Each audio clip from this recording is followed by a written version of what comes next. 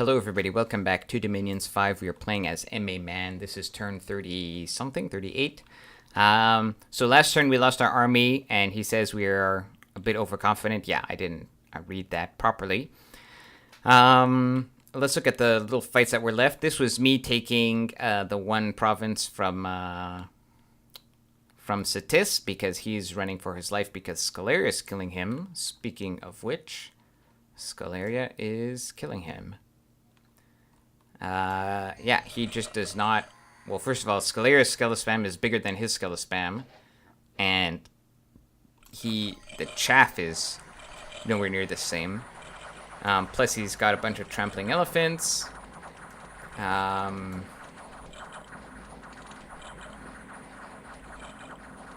Yeah, there's just no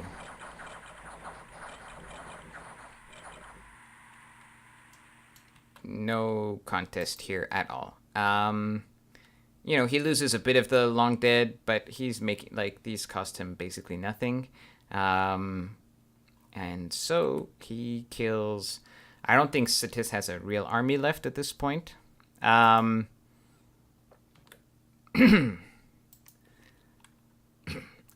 and so Agartha has a new thug. Marble Oracle, same kit.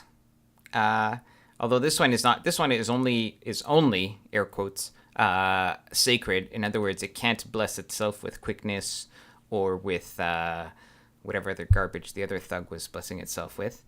But he has got a Reinvig boots. He's got anti-magic amulet. He's got shock resist, and he's also put elemental armor on him. So he has 31 protection, because he already had like natural protection 22. And then he has slash and pierce resist, 25 shock, 10 fire, 10 cold, and 25 poison. He's magic inanimate, and he's still not blessed with his blessing, actually. Oh, I thought I unpaused. Sorry. All right, now he's blessed. All right, so now he actually has 30 shock resist, 10 fire, 10 cold, 30 poison, Reinvig 4. Pretty nice, I would say. That's a pretty nice thug. So he's like, this is just one PD though, so on top of my fort. But anyways, he takes that. A battle in Satis. I believe this is just him pinging. Yeah. Oh, now we see Satis's god. Who was, I can only assume, was imprisoned this whole time. So not much on him. He's just got the Earth we knew about, the Astral we didn't know about. So he has Twist Fate,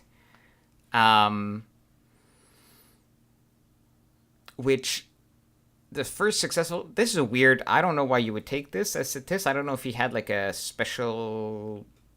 I don't get this. His sacreds, I mean, he's got priests, I guess, but his sacred units are the big, beefy, size, whatever they are, like size 4 or something, high prot guys. So Twist Fate doesn't make a lot of sense, I think. So, I mean, I get having high astral. I just don't know why he chose that as the bliss. I'm not an expert on Satis. I don't see it. I don't understand what it is. So maybe if I figure out what it is, then I'll let you guys know, but I'm not sure why that made sense. Then we forgot to put PD here, so that happens, and that's it. So Satis is running away. I don't see... His army was here. Did his army make it back home? Like, is the army that he had here... Maybe it...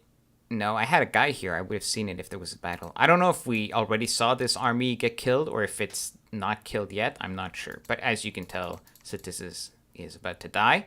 And as you can probably tell, we're about to die. And so right now what I'm going to do is I'm actually going to I'm going to fit in a whole bunch of turns here in quick succession. Because right now all that's happening is I am recruiting stuff. I am summoning what I can. I am like retreating, everything to my cap to try to get one last stand battle whenever he decides to attack me again. So I'm just researching to get Alteration 5, and we're recruiting units as, we're doing what we can. That's basically what's happening. So let's go ahead and just load up the next few turns. I believe that one was turn 38. Let's go to turn 39. Yep, that says we summoned more stuff. His thug takes another province. We could watch these fights. Oh, what's this? Ah, okay, so this is the last remnants of Cetis, and just a random priest. I think he was poking here again. Yeah, these are the last remnants.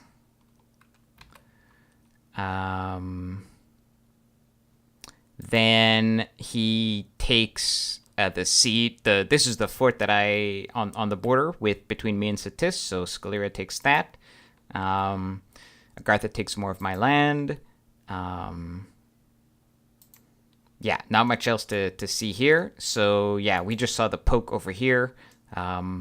And meanwhile, I am trying to, I'm just doing little moves here. There isn't anything special going on. I'm going to try to break siege with the little bit that I have here. So I've got some air gems. We're doing Air Elemental and Phantasmal Warrior. We're doing Panic with our nature guys. We've got some archers. Yeah, I don't have much, but I think it's going to be enough because he doesn't have anything really on top of this fort. Then I'm assuming his thug is going to not stay here. And if he only puts a tiny bit of PD, then this epic 4 Barbarian, 2 Forester squad that I recruited out of here is hopefully going to take this province back. And then I've actually got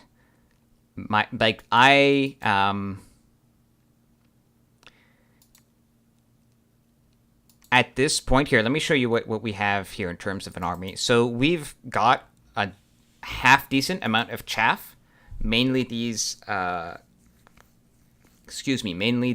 ogres. And so this combined with some PD, because I had too much gold, I didn't have any forts to recruit stuff, so I had some excess gold, so I've put it into PD in my cap. And at this point, the PD blob plus all my mage support, now that I've gotten, he could attack me next turn here with his pile of sacreds.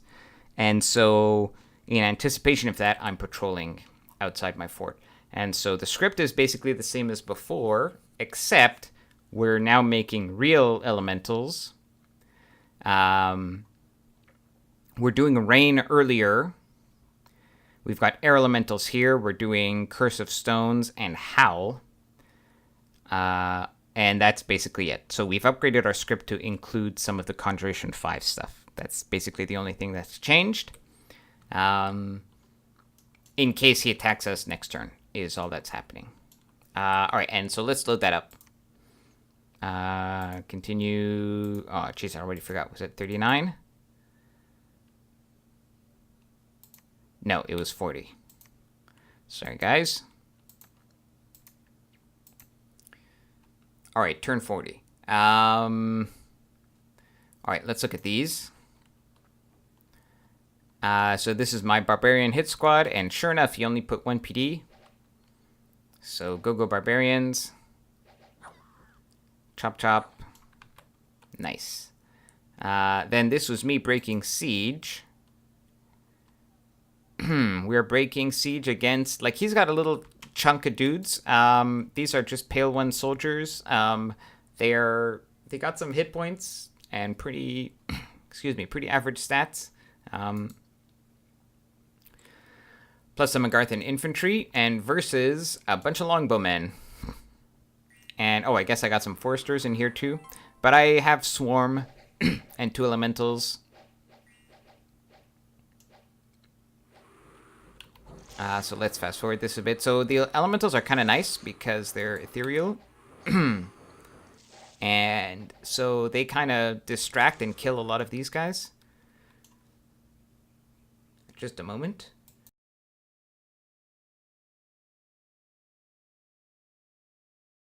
Excuse me, I had something stuck in my throat. Um, and then the Phantasmal Warriors and the Swarm Chaff kind of keep these guys pinned down while the Longbowmen kill them. So yeah, that worked. So we get our fort back. Let's see, then...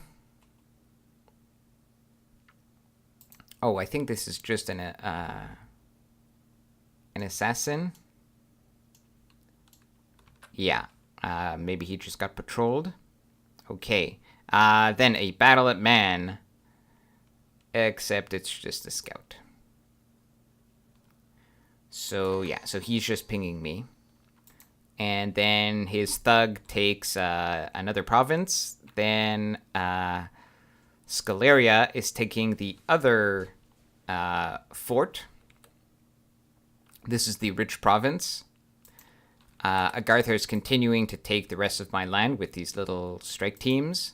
Then we have... This is a random battle of Marignan versus Is. Marignan's rocking the Sacred Cav. I guess he was storming down this fort. Yeah, the swans they're free spawn, but they're like really bad. Yeah, so obviously he wins. Although he does lose one Inquisitor to the swan attack, I guess. And then Scaleria takes, I don't know, kills some more Sitis stuff. We were patrolling at man, so we actually killed everybody's scouts, which is... Oops, sorry guys. Yeah. So, yeah, Scaleria has completely taken Sitis. I unfortunately have lost my scouts in here, so I don't see much of what's going on. We were able to break the siege, and so now we can take our guys and try to combine them with our force in man. Again, I'm assuming he's not going to have much here, although if I were him, I would kind of bump the PD here, and I think this is a pretty obvious move. But anyways, we're trying to get our guys back into town here. I don't know why I'm patrolling here. This is a bit weird. I should just be moving them in the city, so I don't know why I had that. So he pinged me last turn. Now I see why he waited, because this army is even bigger, so he was waiting for another round of reinforcements. So I'm still patrolling outside, expecting him to attack at any time. I barely have any gold left, so we're just like summoning, we're using nature gems. By the way, at this point in the game, actually it's not quite at this point, I think it's last turn, but Marignan had to leave. He had to get a sub. He had some real life emergencies to deal with. I think there was somebody in the family was sick, but also I think he was not having a good time. Like, from what I understood, I don't know the whole story, but he needed a sub. But I think he wasn't happy with how Scaleria was handling like the diplomacy. So Lucid is playing Scaleria. He's very active with diplomacy, and he's very active.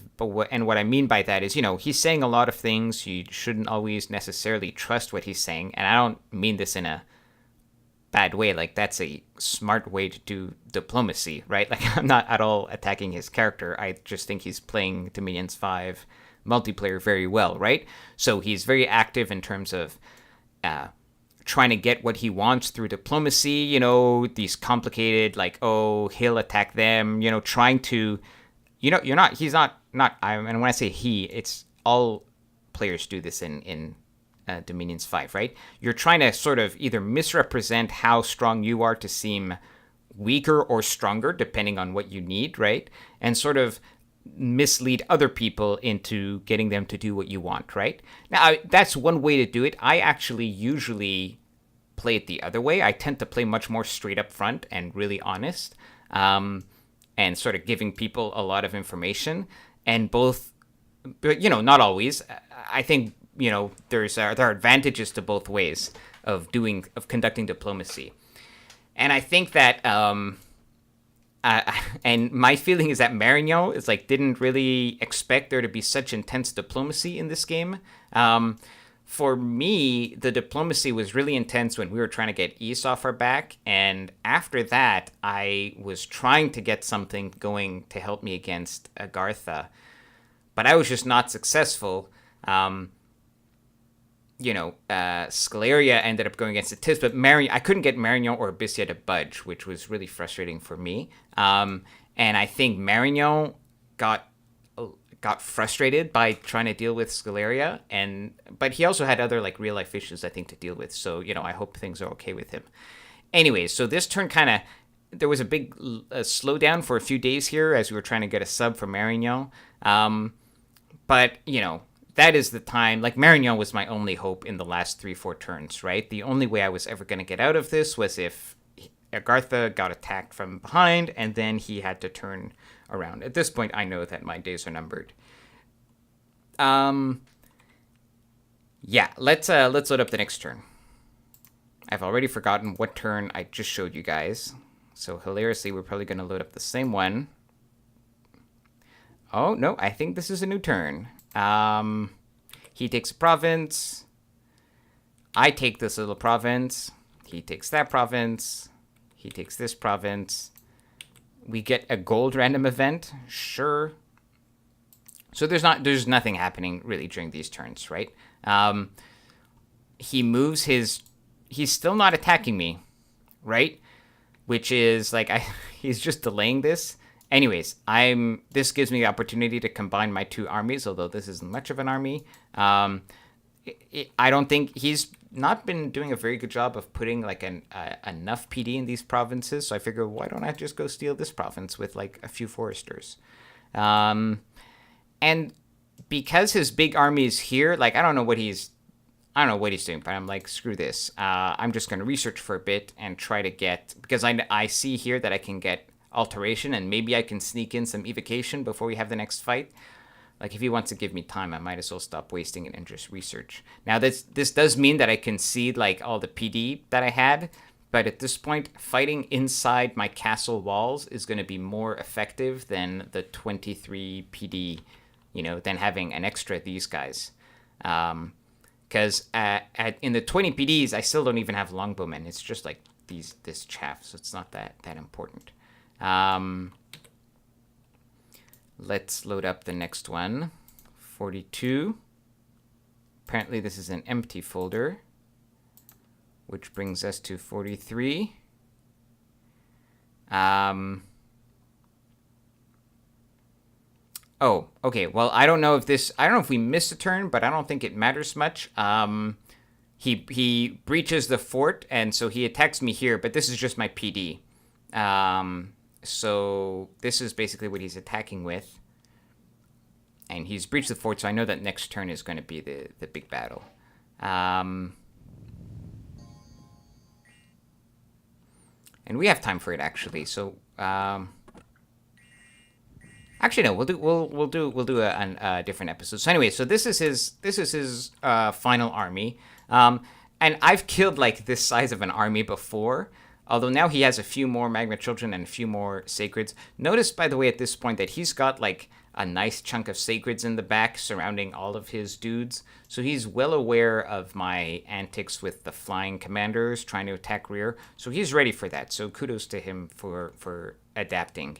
I still think these giant blobs of Sacreds, I don't know if they're attack closest, but that cost him a lot in the previous fight. So I hope he's fixed that. I mean, I don't hope he's fixed it, but you know what I mean. Yeah, but he's just killing PD, so whatever. He's got Petrify now.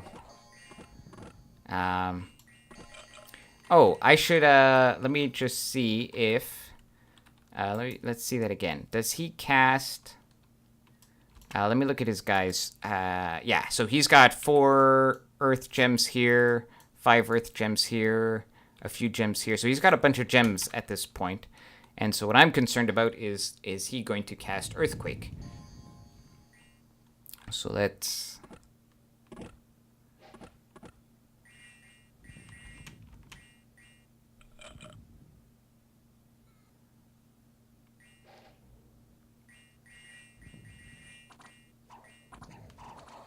I'm not seeing any gem usage being triggered here. So we never find out. Yeah, this PD wasn't enough to trigger gem usage. But he obviously might do Earthquake. He might not, because it would get his guys too, obviously, but he might think it's worth it to do. Or he could just do Earthquake Trap, or like attack with one guy casting Earthquake, right? That could totally be a thing. So I am still I'm calling my god. Trying to get her back in time for the fight. I am researching, what I can, because I'm just waiting. He's breached the wall, so he could attack me next turn. So why don't we take a look at the final script that I've got here. Again, not much has changed. I guess I also didn't have a lot of time to do these turns, but there wasn't much to change anyway, so apparently these guys, I forgot to place them. Doesn't really matter. We've got all the gems that we can to summon some elementals. We are doing... I've moved Howl. I think I've got Howl. Yeah, I've got an N3 who's just casting Howl on the first turn. And where is she? Whatever, somewhere down here. I don't know. Someone's doing Howl. Okay. I've got a bit of communion set up to help with the with these air 2s to get them to air 3 so that they can summon the air elementals a bit easier, because that takes air 3. In addition, we are doing a Foul Vapors excursion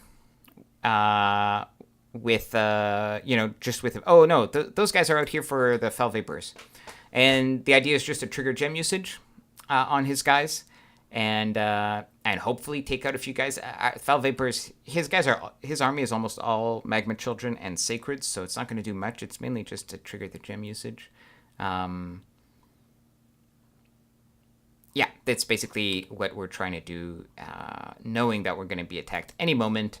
So that is going to be it for this episode and this turn. I will see you guys in the next episode, where we'll probably have, if it's not next turn, then the turn after that, I believe, is the final battle for the Fortress of Man. So I'll show you that.